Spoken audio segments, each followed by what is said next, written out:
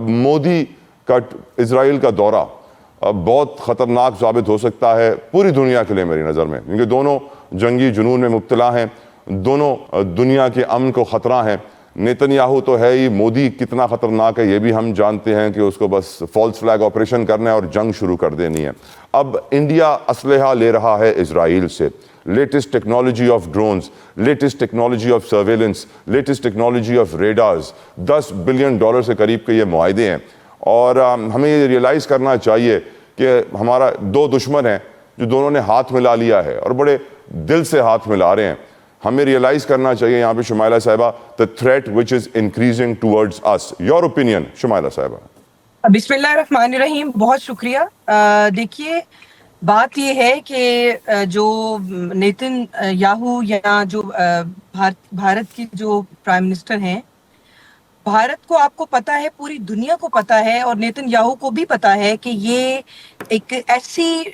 ملک سے شکست کھا کر آئے ہیں جو کہ طاقت میں سمجھتی ہوں، اور ٹیکنالوجی میں اور ایجوکیشن میں اور ہر طرح سے جو ہے بھارت جو ہے وہ ہم سے 6 گنا طاقت میں تھا، لیکن اس کو جو منہ کی کھانی پڑی بنیان المرصوص میں، الحمدللہ آپ نے بھی دیکھا اور پوری دنیا نے دیکھا کہ ہم نے کس طرح ان کے دانت کھٹے کیے۔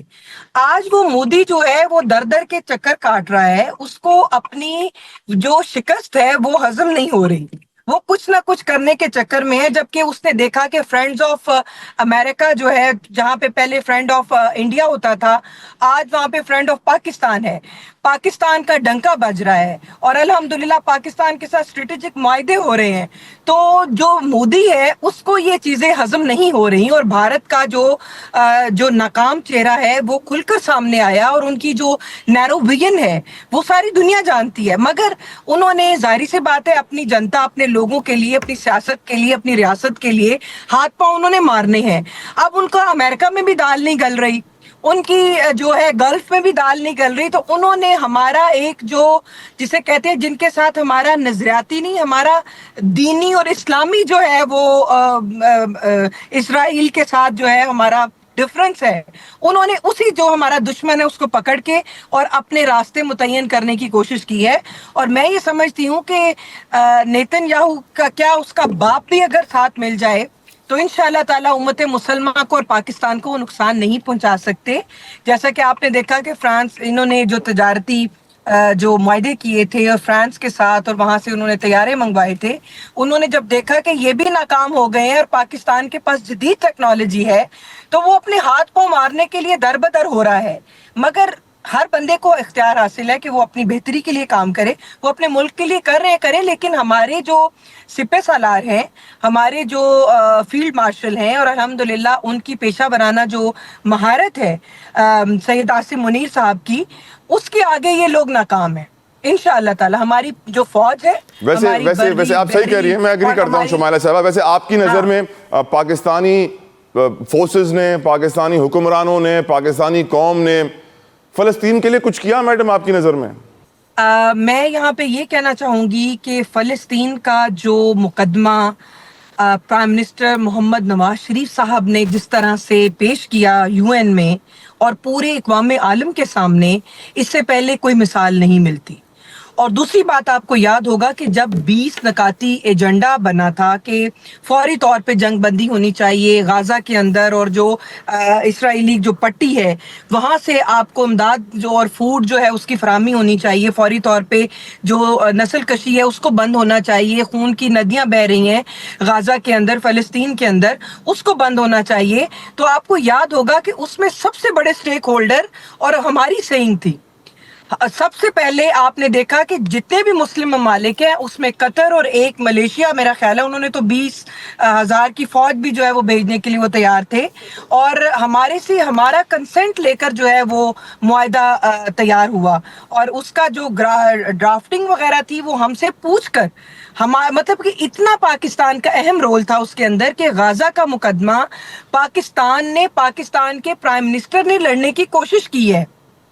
بالکل ٹھیک، بالکل ٹھیک. اور انشاءاللہ تعالی میں امید کرتی ہوں کہ جو دیکھیے تحریک انصاف یا ہمارے جو ناقدین ہیں انہوں نے یہ کہا کہ جی آپ جنگ بندی کی بات کیوں کرتے ہیں, آپ فلسطین کی رہائی کی بات کریں. دیکھیے فلسطین کی خود مختاری اور سلامتی کے اوپر دوسری کوئی ہماری رائے نہیں ہے. یہ ہمارے دین کا, ہمارے ایمان کا حصہ ہے کہ فلسطین جو ہے وہ آزاد ریاست کے طور پر کام کرے. اور ہم نے تو اسرائیل کو کبھی مانا ہی نہیں. ہمارے تو پاسپورٹ کے اوپر جو ہے وہ لکھا ہوا ہے کہ اس ملک میں یہ ممنوع ہے, باقی ساری دنیا میں آپ جا سکتے ہیں. اور دوسری بات رہی کہ غزہ کے معاملے کے اوپر کوئی سیاست نہیں ہے, کوئی وہ اس کے اوپر کوئی جسے کہتے ہیں کوئی حکمت عملی نہیں ہے. غزہ کا فلسطین کے ساتھ ہمارا لہو, ہماری جسے کہتے ہیں جان مال, ہمارا نظریہ, ہماری ہر چیز حاضر ہے. اور الحمدللہ یہ کریڈٹ پوری امت مسلمہ میں شہباز شریف صاحب کو جاتا ہے, پاکستان کو جاتا ہے. پاکستان ایک اسلامی ایک فلاحی مملکت ہے اور اس میں یہ آل کریڈٹ اس کو جاتا ہے کہ انہوں نے غزہ کا مقدمہ جو ہے بڑے بہترین انداز میں پیش کیا. اور نہ کہ پیش کیا بلکہ ابھی آپ نے غزہ پیس فورم ابھی آپ نے ریسنٹلی جو دیکھا اس میں میاں محمد شہباز شریف صاحب پرائم منسٹر صاحب کو بلایا گیا اور وہاں پہ جو خیالات کا اظہار ہوا وہ آپ نے بھی سنا. ایک امریکن پریزیڈنٹ جس کو کہ ایک ڈیموکریٹک پلر کے طور پر اور ایک بہت جسے کہتے ہیں ایک قوت سمجھا جاتا ہے امریکن کو کہ یہ جی بڑی ایک بہت بڑی طاقت ہے جو کہ پوری دنیا پہ رول کر رہی ہیں, اس میں عاصم منیر صاحب کی جو پیشہ ورانہ جو حکمت عملی ہے اس سے بڑا جو ہے وہ میں متاثر ہوا ہوں. تو میرا خیال ہے کہ وہاں پہ کسی اور ملک کے پریزیڈنٹ کی بات نہیں ہوئی, کسی ملک کے جو چیف جو ہے ان کی بات نہیں ہوئی, بٹ میڈم آپ سے ریکویسٹ کروں گا کہ ڈونلڈ ٹرمپ کی ساری باتوں کو بھی آپ زیادہ سیریس نہ لیا کریں. ان کی بہت ساری باتیں ایک کان سے ڈالا کریں, دوسری سے نکالا کریں, کیونکہ وہ آپ بھی جانتی ہیں کہ کس طرح کی باتیں ہم نے اپنی ملک کی اگر انہوں نے ایک بار تعریف کی ہوتی نا, 2 بار کی ہوتی, 3 بار کی ہوتی, میں ان کو کوٹ کر رہا ہوتا. وہ 10-15 بار کر چکے ہیں, اتنی بار کر رہے ہیں جیسے ان کے پاس کچھ اور اچیومنٹ ہے ہی نہیں گنوانے کے لیے سوائے پاکستان انڈیا کی. تو he has dragged about it a bit too much. allow me میں نیازی صاحب کی طرف بڑھوں. بات تو آپ کی مناسب ہے لیکن بات یہ ہے کہ ہم نے اپنی جب پاکستان کی سلامتی, پاکستان کی سوورینٹی کے اوپر بات آئے گی تو چاہے آپ امریکن پریزیڈنٹ کا والد صاحب بھی آ کے کھڑا ہو جائے, ہماری سالمیت کے اوپر, خود مختاری کے اوپر ہمارے جو ڈیسیژنز ہیں ان پہ یہ لوگ جو ہیں وہ جس حاوی نہیں ہو سکتے. اگلے پارٹ میں ہم آئی ایم ایف کا ذکر کریں گے. بالکل ٹھیک, میں اگلے پارٹ میں ہم آئی ایم ایف کا ذکر کریں گے, خود مختاری اور سلامتی اور سوورینٹی کا اور ذکر ہوگا اور اس کی ڈیٹیلز میں بھی جائیں گے. نیازی صاحب آپ کی طرف آنا چاہتا ہوں. آپ کی نظر میں مودی, نیتن یاہو, ٹرمپ کی جو چال ہے دنیا کے سامنے واضح ہے, کیا ہم پاکستانیوں کے سامنے بھی واضح ہے کہ نہیں حضور؟ بسم اللہ الرحمن الرحیم. قرآن تو ہمیں 1400-1500 سال پہلے کہتا ہے کہ یہود و نصارہ آپ کے دوست نہیں ہو سکتے, اور جو آپ کے دوست نہیں سکتے, جو آپ کے دوست نہیں ہو سکتے, وہ آپ کے خلاف چالیں چلتے رہیں گے اور چالیں چل رہے ہیں.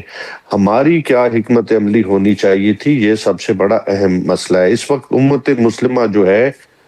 وہ رول ادا نہیں کر رہی جس کا تقاضا اس حالات میں ہونا چاہیے تھا, اور یہ پاکستان نہیں, یہ امت مسلمہ کی بدقسمتی ہے. اور بحیثیت پاکستان ایک ایٹمی ملک رہتے ہوئے ہمارا رول بہت اہم تھا, لیکن آپ یہ دیکھیں کہ کیا ہم وہ رول ادا کر رہے ہیں یا نہیں کر رہے. یہ ایک سنجیدہ کہ ہمارے لیے جو تعریفوں تو پل باندھے جاتے ہیں, لیکن جب ٹریڈ کی بات آتی ہے, جب کچھ کھانے کو بات آتی ہے, جب کوئی بزنس کی بات آتی ہے تو وہ انڈیا کے ساتھ ہو رہا ہے.